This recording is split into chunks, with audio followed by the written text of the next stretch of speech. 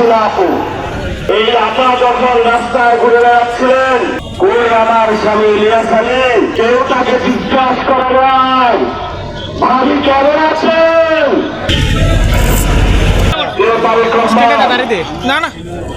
আজকে আসলে যাকে টিকিট দিয়েছেন তাহসিনা আপু, খুব ভদ্র মানুষ।